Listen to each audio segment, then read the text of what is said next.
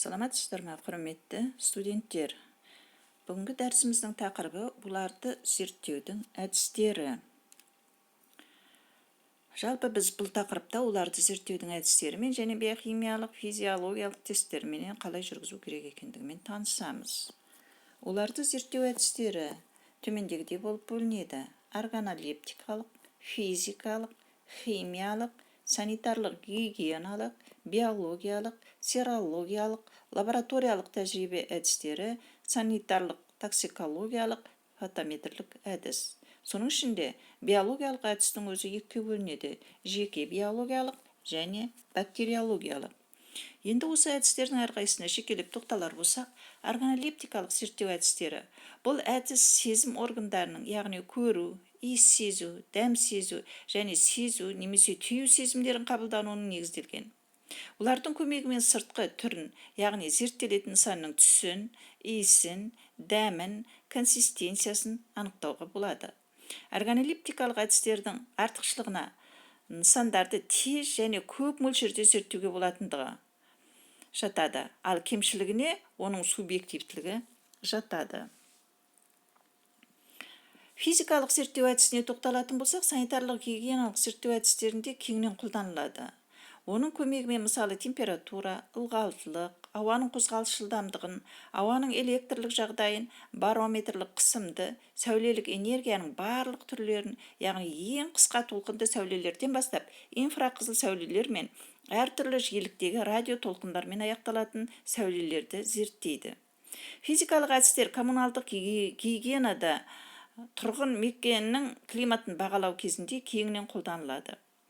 Бұл әдістер заттардың химиялық құрамы мен құрылысын анықтауға да мүмкіндік береді. Спектрографиялық талдау әртүрлі элементтерде, негізінен азықтарда, бөтен қоспалардың болмашы мөлшерін анықтауға мүмкіндік береді. Келесі әдісіміз химиялық зерттеу әдістері. Химиялық әдістер санитарлық гигиеналық зерттеулерде ауаның, судың, топырақтың химиялық құрамын анықтау кезінде қолданылады. Олар әсіресе биосфераға аз мөлшерде түсетін улы химикаттарды, әртүрлі синтетикалық заттарды, әрқалай улы заттарды анықтау кезінде кеңінен қолданылады.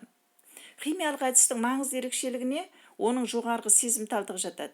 Яғни ауа, судың көлем бірлігінде немесе қандай да бір азықтың масса бірлігінде заттардың кей жағдайда миллионның миллиграмм бөлігін анықтауға мүмкіндік береді. Санитарлық гигиеналық зерттеу әдістері. Бұл санитарлық гигиеналық зерттеулер кезінде химиялық әдістердің көмегімен сол және басқа нысандарға тән химиялық құрамын ғана анықтап қоймай, адам ағзасына қолайсыз, тікелей әсер көрсететін, немесе зерттелетін нысанның санитарлық қолайсыздығының көрсеткіші болып табылатын. Оның табиғи құрамына тән емес қоспаларын да анықтауға болады. Мысалы, атмосфералық ауадағы көміртегі тотығының, күкірттің қос тотығының немесе қандай да бір улы заттың болуы адам денсаулығына жанама қауіптілігін көрсетеді. Тұрғын бөлмелердің ауасында көміртегі қос тотығының жоғары мөлшерінің анықталуы санитарлық қолайсыздық туралы болжауға, көбіне бөлменің жеткіліксіз желдетілуі туралы айтуға мүмкіндік береді. Биологиялық зерттеулер әдісі. Биологиялық зерттеулер әдісін екіге бөлінеді дедік: жеке биологиялық және бактериологиялық. Жеке биологиялық әдіске микро және макро ағзалардың және нысанның санитарлық жағдайын сипаттайтын жануар және өсімдік текті заттардың болуын анықтайтын қоршаған орта нысандарының зерттелуі жатады. Мұндай ұқсас талдауларға сауыттарда өмір сүретін өсімдік және жануар текті ағзаларды зерттейтін судың биологиялық зерттеу мысалдарын айтуға болады. Сондықтан негізгі анықтаушы кезеңіне тазалық деңгейін байланысты сол және басқа да микроағзалардың өмір сүру заңдылығы жатады. Сонымен қатар әртүрлі қоршаған орта нысандарында, топырақта, суда гельминт жұмыртқаларының өмір сүру қабілеттілігін анықтауға мүмкіндік беретін гельминтологиялық зерттеулер де жатады.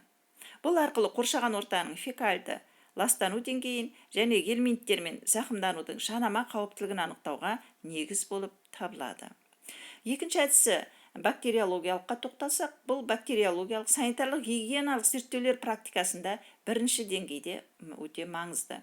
Яғни оның көмегі арқылы зерттелетін нысанның жалпы микроағзалардың өсуін анықтауға, сондай-ақ санитарлық көрсеткіш микроағзаларды бөліп алуға және идентифицирлеуге болады. Бактериологиялық зерттеу әдісінің ауыз суын, ағынды суды, ауаны, топырақты, сондай-ақ басқа да қоршаған орта нысандарын зерттеу кезінде өте маңызды болып табылады. Практикада қысқаша санитарлық талдау деп аталатын, яғни микробтардың жалпы колония санын және шек таяқшасының тетіктерін анықтау едәуір жиі қолданылады. Мына суреттен биологиялық әдіс тышқандарға жасалған тәжірибені көресіңдер. Яғни, біріншіде бақылау тобына зерттеу материалдарын енгізеді, бұнда тышқан өледі. Екіншісінде зерттеу материалдарына А токсинге қарсы жібереді, бұнда тышқан тірі қалады. Үшінші, төртіншісінде Б және Е токсиндерге қарсы зерттеу материалдарын енгізген уақытында онда тышқандардың өлгендігі байқалады. Міне биологиялық әдіс осылай жүргізіледі. Келесі серологиялық зерттеу әдістері, бұл белгілі иммундық қан сарысуына антигендер қатысты негізінде антигендерді идентификациялау үшін қолданылады. Серологиялық реакциялар бактериялық зерттеу кезінде алынған мәліметтерді қосымша тексеру мақсатында қолданылады. Санитарлық гигиеналық лаборатория практикасында көбіне агглютинация, преципитация және комплементтің байланысу реакциялары қолданылады. Серологиялық зерттеуге бейтараптау реакциясын қою әдістемесінің нақты сақталуы, иммуноферменттік талдау әдісінің көмегімен жабайы және вакциндық штамдардың өзара айырмашылығын анықтаулар жатады. Лабораториялық тәжірибе әдістеріне тоқталсақ, бұл адам денсаулығы үшін олардың маңыздылығын анықтау және үрдістерін модельдеуге мүмкіндік береді. Мысал ретінде, топырақта және өсімдіктерде зиянды химиялық заттардың жиналу үрдісін лабораториялық жағдайда зерттеуін айтуға болады. Оған пестицидтер, минералдық тыңайтқыштар, макро және микроэлементтердің, ауыр металдар, радиоактивті заттардың жинақталу үрдісі. Тәжірибелер лабораториялық жануарларға кей жағдайда денсаулық сақтау министрінің арнайы комитетінің рұқсат беруіне сәйкес дүниежүзілік ұлттар денсаулық ұйымында бекітілген барлық қауіпсіздік шараларын сақтай отырып, өз еркімен келушілерге тәжірибе жасайды. Жануарларға лабораториялық тәжірибе арнайы жасалынған камераларда немесе бөлмелерде жүргізіледі. Гигиеналық регламенттеу мақсатында адам ағзасына сол заттардың әсер ету сипатын және зиянсыздығын бекіту үшін химиялық, биологиялық, физикалық факторларды зерттейді. Жануарларға тәжірибе ауыз судағы химиялық заттардың ШР2 бекіту үшін, яғни шекті рұқсат етілген коэффициентін бекіту үшін, атмосфералық ауадағы немесе өндірістік кәсіпорындардың жұмыс зонасының ауасында зиянды заттардың шірегін бекіту үшін, жануар және өсімдік текті тағамдық азықтардағы баяу заттарындағы химиялық заттардың рұқсат етілген қалдық мөлшерін немесе максималды рұқсат етілген деңгейін бекіту үшін жүргізіледі. Санитарлық токсикологиялық зерттеу әдістері бұл барысында қоршаған ортадағы зиянды заттардың болуын гигиеналық нормалармен негіздеу мақсатында бір реттік әсер ету кезінде жедел улану мүмкіндігін және созылмалы тәжірибеде әсер етудің бастапқы деңгейін анықтайды. Тәжірибелік жануарлардың жағдайының өзгеру мәліметтері кейіннен адамдарда да қарастырылады. Ал фотометрлік зерттеу әдісіне тоқталсақ, бұл әдіс орындалу қарапайымдылығымен, жеткілікті дәлділігімен және жоғары сезімталдығымен ерекшеленеді. Ол біркелкі ортамен ауа ағынын таңдамалы сіңіруге, заттардың оптикалық тығыздық арасында пропорционалды байланыстылығына, оның концентрациясына және сіңіру қабатының қалыңдығына негізделген. Зертханалық сынаманың диагностикалық құндылығы жөніндегі ақпаратты доза, әсер, доза, жауап, әсер етудің айқындылығы және әсері жануарларға жүргізген тәжірибедегі жауап тәуелділіктерін зерттегеннен кейін алады. Өндірістік жағдайларда токсикантпен тікелей қатынаста болатын жұмысшыларды тексеру кезінде алынған нәтижелер өте құнды болып табылады. Доза ретінде биологиялық материалдағы токсикант концентрациясын қолданады. Нәтижесінде пайда болған әсерді немесе жауапты бағалау үшін адамның токсикалық фактормен жанасуы кезінде ағзада болатын мамандармен бақыланған өзгеріс нәтижелерін қолданады. Ерте пайда болған өзгерістерді анықтау үшін зертханалық иммунологиялық, биохимиялық, гематологиялық және басқа да көрсеткіштерді пайдаланады.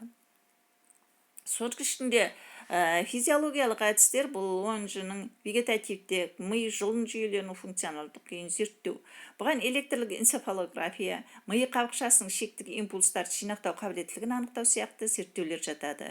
Екінші, ағзаға жоғары дәрежеде талаптар қоятын оттегінің жетіспеушілігі, қан шығару.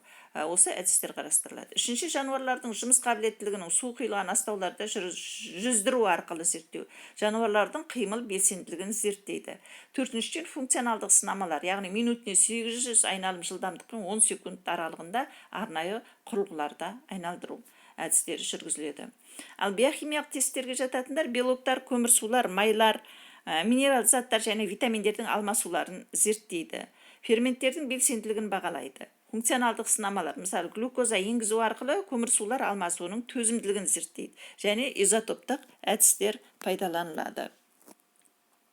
Экспресс тесттерді улану жерінде не науқастың клиникаға түскен мезетінде жүргізеді. Мақсат тез арада гемоглобин СО-ны анықтау. Бірінші тестті мысалға алып қарастырайық. 15 мл суға 1-2 тамшы зерттелген қанды және бөлек донор қанын қосып шайқайды. Қалыпты жағдайда сынама ашық қызыл түсті болады. Гемоглобин СО болғанда шие қызыл, содан соң 5 тамшы 20% натрий гидроксидін қосады. Жақсылап шайқағаннан соң гемоглобин СО болғанда бірнеше секунд бойы ашық қызыл түс сақталады. Егер ашық қызыл түс сарыға ауысса, онда гемоглобин СО-ның қанда болмаған, немесе 20%-дан кем екенін көрсетеді. Донор қанымен бақылау сынама жүргізеді. Бұл жерде гемоглобин СО деп отырғанымыз өзімізге таныс, біздерде оттегімен тыныс аламыз, көмір қышқыл газын шығарамыз. Гемоглобин оттегін өзіне қосып алады, яғни гемоглобинде темір оттегін өзіне қосып алады. Міне формуласы гемоглобин гемоглобин О2-ның орнына гемоглобин СО болып шала көміртегінің тотығын қосып алып, адамның улануына алып келіп шығады. Бұл әсіресе газбенен немесе көмір жаққанда шыққан көміртегінің шала тотығымен уланған кездерде адамның қанында болатын зат.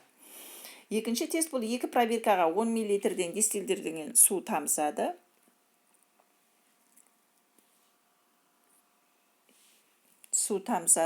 Біріне 5 тамшы анализденетін сынама және 5 тамшы жаңа дайындалған аммоний сульфид ерітіндісін, екіншісіне 5 тамшы донор қанымен 5 тамшы жаңа дайындалған аммоний сульфиді ерітіндісін қосады. Ақырын араластырғаннан кейін 2 пробиркада 2 тамшы 30% сірке қышқылын қосады.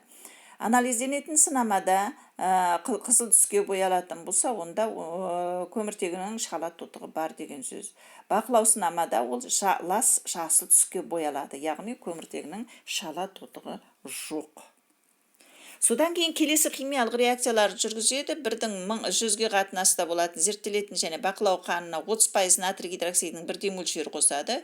Көміртек оксиді бар қан күлгін түсін сақтап қалады. Бақылау қаны жасыл қара түсті болады. Бірдің 4-ге қатынасында сұйытылған зерттеу қанымен 3 көлемді бақылау қаны танин ерітіндісін қосады. Көміртек оксиді мен қаныл түсін сақтап қалады. Ал бақылау қаны қоңыр түске боялады. Нәтижесінде қандағы СО, яғни көмірдің шала тотығы деңгейі 5%-дан кем болса қалыпты болады. Ал темекі тартатындарда 10%-ға дейін. Қандағы көміртегінің монооксиді немесе көмірдің шала тотығы дейміз, деңгейі 10%-дан 20%-ға дейін болса, онда жеңіл дәрежедегі интоксикация. Қандағы көміртегі шала тотығының деңгейі 30-дан 40%-ға дейін болса, орташа дәрежелі интоксикация, бірақ коллапс болуы мүмкін. Қандағы көмір қышқылының шала тотығы деңгейі 40-тан 50%-ға дейін болса, орташа дәрежелі интоксикация. Тыныс алу және жүрек қан тамырлар жүйесі зақымдалады, жиі коллапс болады, қайтыс болуы да мүмкін. Қандағы көмірдің шала тотығы деңгейі 50-ден 60%-ға дейін болатын болса, ауыр дәрежелі интоксикация, яғни кома, талмалар қайтыс болуы мүмкін. Қандағы көмір қышқылының шала тотығы деңгейі 60-тан 90%-ға дейін болатын болса, онда адам қайтыс болады.